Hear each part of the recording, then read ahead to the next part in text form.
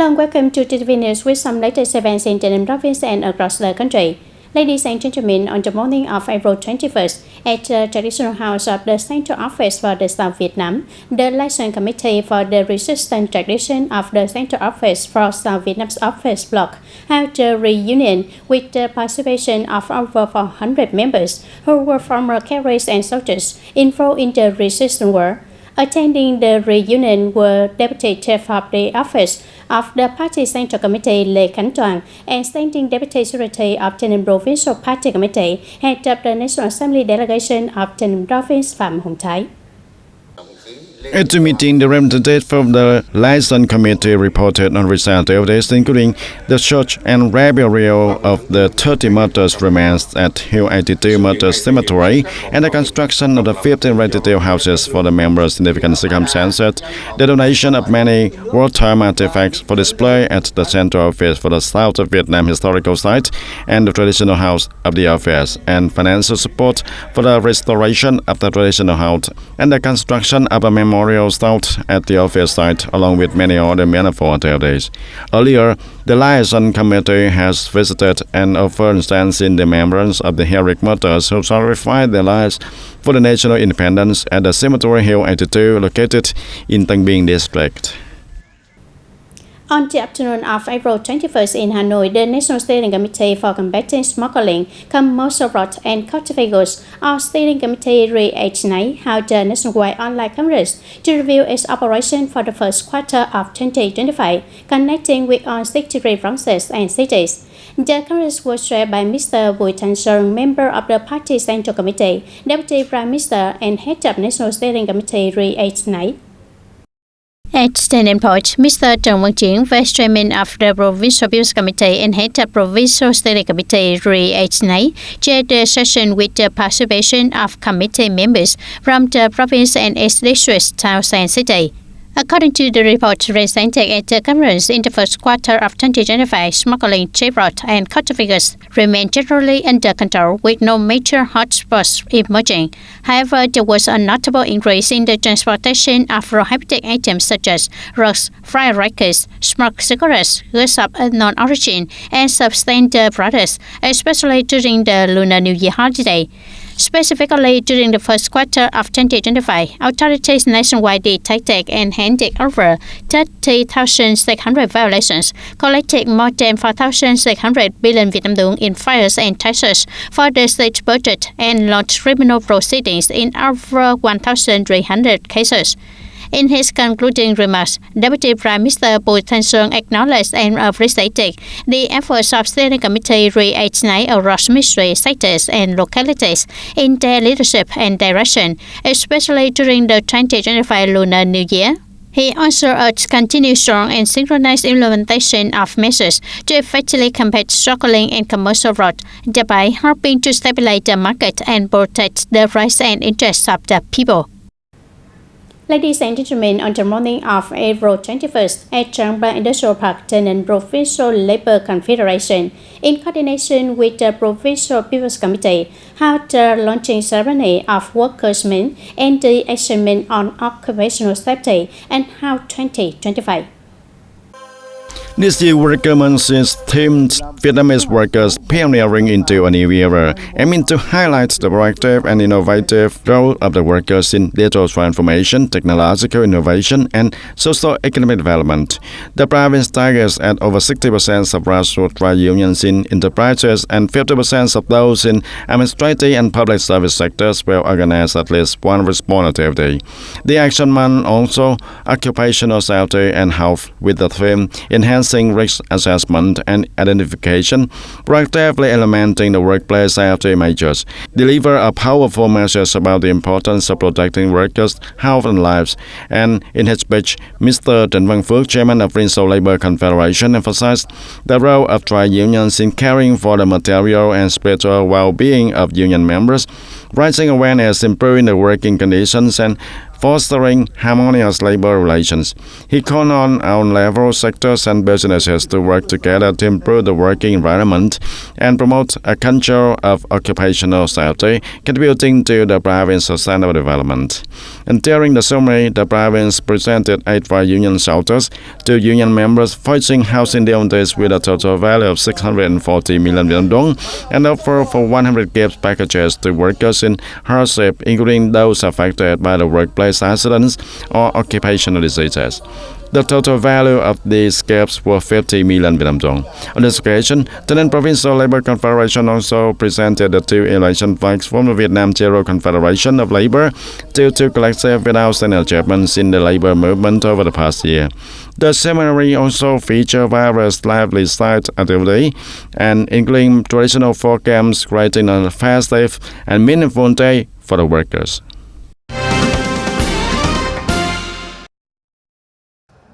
On April 21st, Standing Deputy Secretary of the Provincial Party Committee and head of TayNinh's National Assembly delegation, Mr. Phạm Hùng Thái attended the handover ceremony of registered houses, marking the completion of the 2025 housing support project for revolution contributors in Trang Bang Tháo.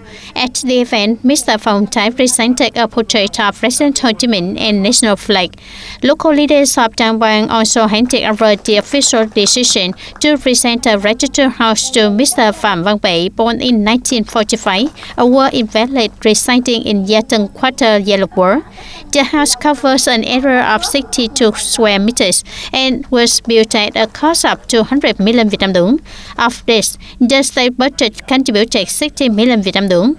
The Ninh Province Registered Fund provided 50 million Vietnam dong. The town and world level registered funds contributed another 50 million Vietnam dong, and the remaining amount was provided by the family. On this occasion, the Steering Committee for the Elimination of Temporary and Dilapidated Housing in Trang Bang officially announced the completion of its project to support housing construction and prepare for people with meritorious service to the revolution in the area.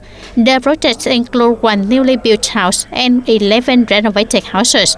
A household also received a gift of an electric fan. Ladies and gentlemen, in line with the party and central government's directive on restructuring commune-level administrative units to streamline the administrative apparatus, lay a foundation for socio-economic development, and improve people's living standards, the Ninh Province has promptly initiated public consultations on the proposed restructuring plans at both provincial and commune levels. This process has been conducted seriously and in full compliance with regulations, with widespread public interest and general support for this policy. The public consultation period was conducted seamlessly across the province from 7:30 a.m. on April 19 to 5 p.m. on April 20 of 2025, focusing on 2 main points: merging the entire natural area and population of Long An and Tây Ninh provinces to form a new Tây Ninh province, merging specific commune-level administrative units, naming the newly formed units, and designating new administrative headquarters. The local authorities distributed the feedback forms to household representatives and implemented various communication methods to ensure all the residents had access to the information, understood the proposal clearly, and had the opportunity to contribute their opinions. And many residents expressed their agreement and support for this policy of the party and the state. Once merged, our country would develop more effectively. Administrative apparatus will function more logically, giving the capable and intelligent individuals more room to grow. And I fully agree with the merger when officials come to gather opinions. In my opinion, merging Long An and Tây Ninh will help expand the provincial structure and improve the economy and making the people happier. I hope local and provincial authorities will streamline administrative paperwork and procedures so things move faster and bring us joy. I strongly agree and fully support the party and the state's viewpoint. I welcome this policy with open arms. Organizing the public consultation reflects a spirit of democracy, responsibility, and open-mindedness in implementing the administrative restructuring policy. And with a well-thought-out direction and high public consensus, this marks an important step in the reorganization of administrative units, not only for TayNinhTV province but also for the entire country.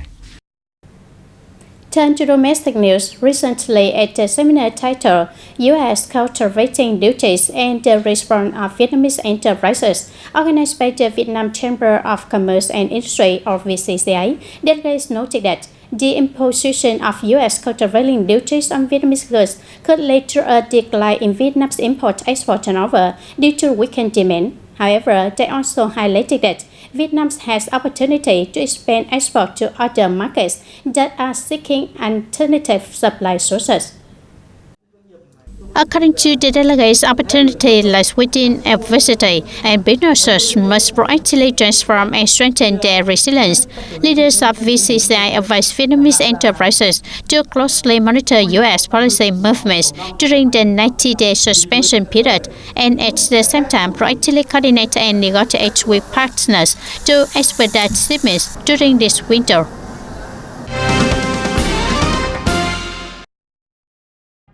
April 21st this year is designated by the United Nations as the World Creativity and Innovation Day, aiming to raise awareness about the vital role of creativity and innovation in the socio-economic development, building a sustainable society, and advancing human progress across all aspects.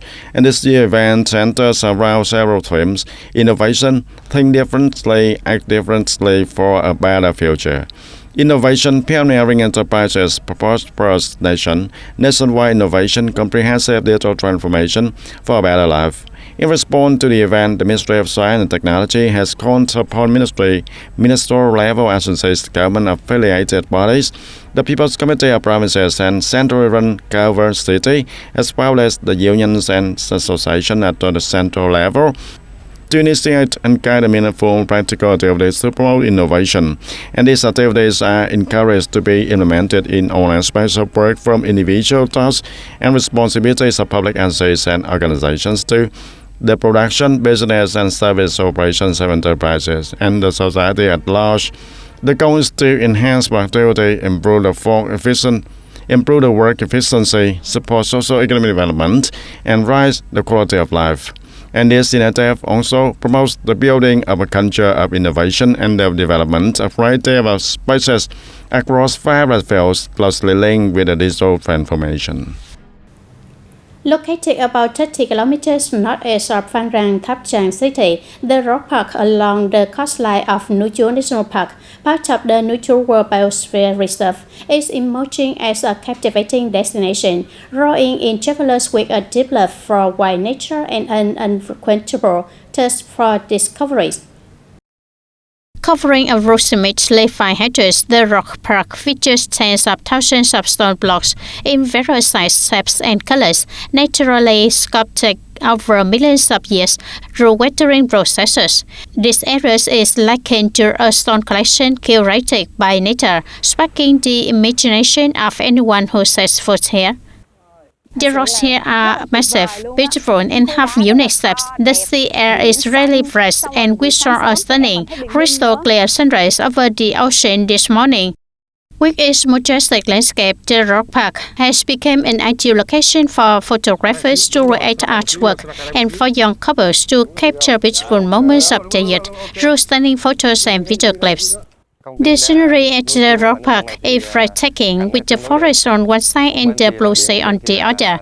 I often bring visitors here for photography, including both foreign tourists and domestic travelers from other provinces. Today, I brought a couple from the Mekong Delta here to take their wedding photos. What makes the park stand out is its vivid representation of coastal rocky rainforest ecosystem, which is unique to this part of the country. Nowadays, many domestic and international visitors are discovering the rock park for its pristine and majestic beauty. According to the scientists, this area is regarded as the only center motor of the unique rainforest ecosystem, not only in Vietnam but across Southeast Asia. The forest ecosystem here is part of the 200 globally important ecological regions and is among the most prioritized for conservation out of on the Earth's major habitat types.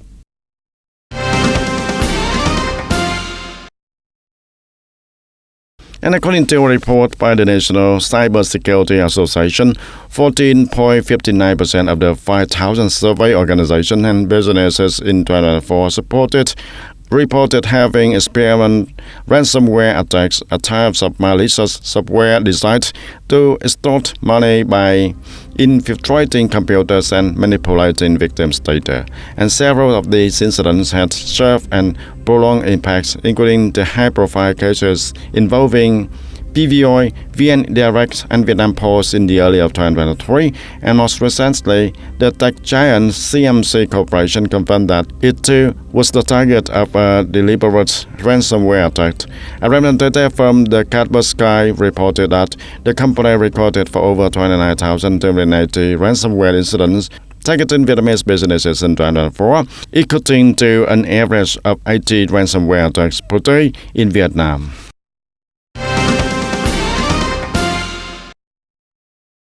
Under the theme, The Essence of Vietnamese Fur, a heritage in the digital age, Fur Festival 2025 has successfully taken place at the Imperial Citadel of Thang Long, drawing a large crowd of locals and international visitors eager to experience this cultural culinary event. The event featured over 50 fur stalls representing renowned brands from across Vietnam's regions, showcasing meticulous cooking demonstrations from ingredient selection, wrapping breakfast noodles, simmering broth, to making traditional crispy dough sticks. In the first story area, visitors were taken on an emotional journey through the history and evolution of Vietnam's national dish. Meanwhile, the signature fur space offers an authentic look at the diverse fur-making styles found throughout the ASEP country. The audience located in the northwestern border region of Vietnam, the Mường Nhé Nature Reserve Dien Bien Province is home to a diverse and rich forest ecosystem. Not only is it a sanctuary for many rare and endangered species of flora and fauna, but it also plays a vital role in maintaining the ecological environment and promoting sustainable development for the local area. A regular forest patrol in the Mường Nhé Nature Reserve includes both professional rangers and members of the local community. These extended patrols aim to monitor key areas for deforestation, illegal logging, wildlife poaching, and also to proactively manage wildfire prevention and control. We have to go on patrols regularly, like today. We are checking to see if there are any forest fires or illegal logging activities, so we can respond accordingly. Linking biodiversity conservation with community benefits, more than 28 hectares of forests in the Mường Nhé Nature Reserve have been assigned to local residents for protection. This initiative not only helps reserve forest resources, but also provides a stable source of income for people living in buffer zones. As we enter the dry season, we stay on duty in the forest for 24 hours per 7 days. The Management Board has trained us on how important the forest is, so we highly alert, especially for fire prevention, and we take turns patrolling. To effectively conserve biodiversity, we focus on various resources, including communication efforts, increased patrolling and inspections, and working with domestic and international research teams to conduct biodiversity surveys, monitoring, and develop conservation recommendations. Efforts in forest management, surveillance, and restoration, combined with community engagement, are key to maintaining habitats for many rare and endangered species. Biodiversity conservation at the Mường Nhé Nature Reserve not only protects this valuable ecosystem, but also safeguards the greenland at the far western edge of the country. And that's all for today's TTV News. Thank you for being with us, and goodbye for now.